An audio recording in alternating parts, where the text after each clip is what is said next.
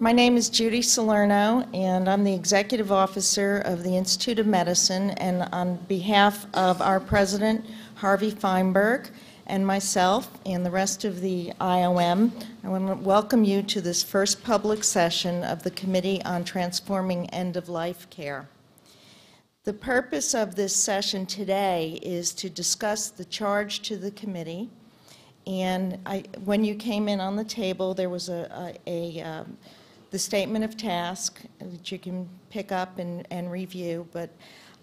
what we would like to do is hear from the committee and hear from the public about their views on the important area that we're about to cover, this committee will cover in its work. Now, I just want to assure you that this will not be the only opportunity for public input, that we will be having public sessions over the course of the committee's work, and that we will be putting up a website shortly that will be an opportunity for people to provide comments, either written or in other ways, so that you will. The committee is very interested in hearing what the public has to say on these issues as it deliberates their task, so that I think it will be very important that everybody who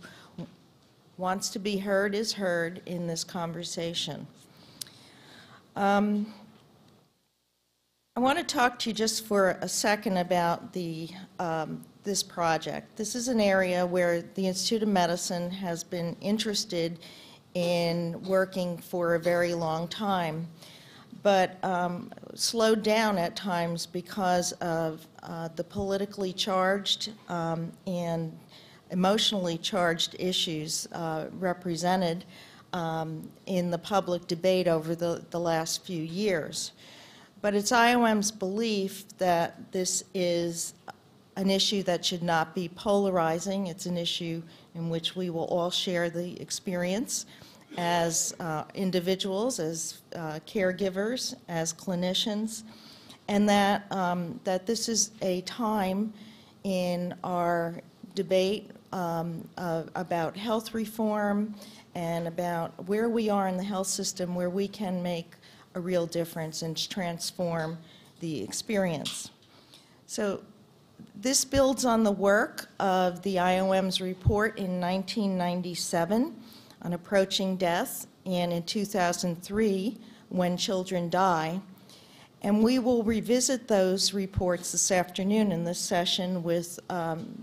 people who served on those committees and helped author those reports, so that we will have an opportunity to think about what we know, what we learned, and what we learned but were not able to implement, and to look at that history to guide the committee in its future deliberations. And it's your experiences, our experiences, and that history which we hope will help us move forward with a report that the committee can address these important issues and indeed make a difference in transforming care. I'd like to introduce our committee co-chair, Dave Walker, and we have on the telephone, I believe, is our other co-chair, Dr. Phil Pizzo, who is in California and unable to join us today. Dave?